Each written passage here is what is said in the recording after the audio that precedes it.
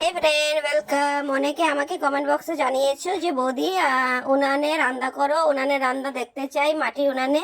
তো যেহেতু আমার মাটির উনান নেই, সেই জন্য আমি হলো মাটি করে উনান বানিয়ে তোমাদেরকে রান্নার রেসিপি শেয়ার করছি। তো আমি আজকে করে নেব বেগুনির চপ। তো বেগুনের চপ করার জন্য দেখো আমার বড় মশাই বসে পড়েছে, বেগুনগুলো কাটছে। আমরা সবাই মিলে করব, হাতাহাতি করে নিলে তাড়াতাড়ি হয়ে যাবে। তো এবার দেখো বেগুনগুলো খুব সুন্দরভাবে ছিলে টিলে কাটা হয়ে গেছে। তো এবার বেসনের প্যাকেটটাও কেটে নিচ্ছি। এবার বাটিতে দেখো বেসনটা নিয়ে নিয়েছে, নিয়ে তো এবার এর মধ্যে সব কিছু দিয়ে দেবো। এটা হলো বেকিং পাউডার, এটা দিলে পরে একটু ভালো হয়, একটু শক্ত শক্ত হবে। তারপরে হলো লবণটাও দিয়ে দিচ্ছি, তারপরে হলুদটাও দিয়ে দিচ্ছি পরিমাণ মতন দিয়ে। তারপরে এটাতে একটু খাবার সোডা দিয়ে দিচ্ছি, যেহেতু এটা খাবার সোডা। তারপরে অল্প একটু কালো জিরা দিয়ে দিচ্ছি, দিয়ে এটাকে এবার আমি ভালোভাবে জল দিয়ে মিক্স করে নেব। এখন আমি করে নিচ্ছি সব কিছু, যেহেতু কাটাকাটি হয়ে গেছে সেই জন্য। তো এবার এটা ভালোভাবে দেখো মিক্স করাটা হয়ে যাচ্ছে আমার। খুব সুন্দরভাবে এটাকে ফেটিয়ে নিতে হবে, তাহলে লবণ টবণ হলুদ টলুদ সব কিছু ভালোভাবে মিক্স হবে। তো এবার আমি বেগুনগুলোকে ভালোভাবে ধুয়ে নিচ্ছি।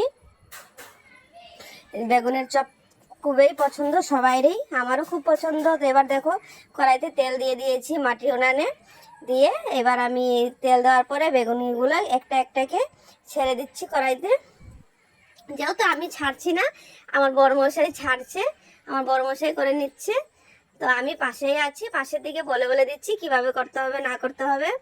তো তারপরে হলো খুন্তি দিয়ে এটাকে অল্প অল্প করে নাড়াচাড়া করছি, নাহলে পুরা লেগে যাবে। যেহেতু আমারও উনানে রান্নার হ্যাবিট নেই, গিয়ে উনানে রান্না করি না, কিন্তু তোমরা অনেকে বলেছো, কমেন্ট বক্সে জানিয়েছো, সেই জন্য আমি উনানের রেসিপিটা তোমাদের সাথে শেয়ার করছি।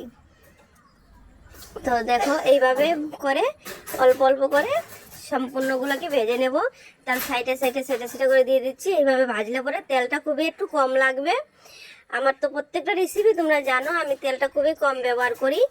তারপরে তেল খুবই কম খাওয়া শরীরের পক্ষে খুবই ভালো, সেই জন্য আমি তেলটা সবসময় একটু কম ব্যবহার করি। তো তেল কম ব্যবহার করার জন্য তো সেইভাবে জিনিসটাকে করতে হবে, ভাজতে হবে।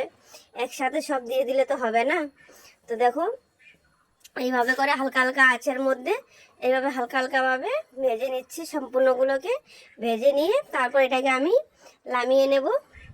তো বন্ধুরা দেখো অনেকটাই হয়ে গেছে। তো তোমাদের বন্ধুরা কেমন লাগছে আমার বাড়ির মধ্যে এইভাবে উনান বানিয়ে রেসিপিটা বানানো?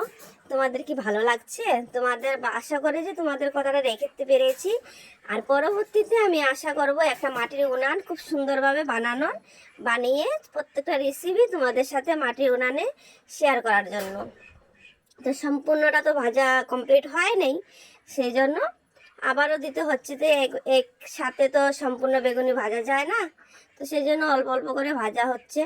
তো তোমাদের কেমন লাগছে আমার এই ছোটো মোটো উনানের রেসিপিটা? ভালো লাগছে? যদি ভালো লাগে তো অবশ্যই আমাকে একটা লাইক করো, আর কমেন্ট বক্সে আমাকে জানাতে ভুলো না যে বৌদি তোমার উনানের রেসিপিটা খুবই সুন্দর হয়েছে বা ভালো হয়েছে।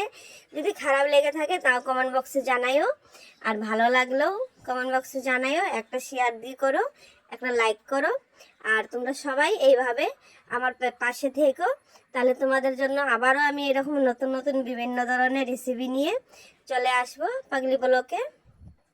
তো আজকের জন্য আমার এই অবধি রেসিপি, ঠিক আছে? পরবর্তীতে আবার দেখা হবে অন্য রেসিপি নিয়ে। তো ফাইনালি আমার হয়ে গেছে সব কিছু ভাজা। তো আজকের জন্য টাটা, বাই বাই। আবার পরে নেক্সট টাইম দেখা হচ্ছে, ঠিক আছে? বাই।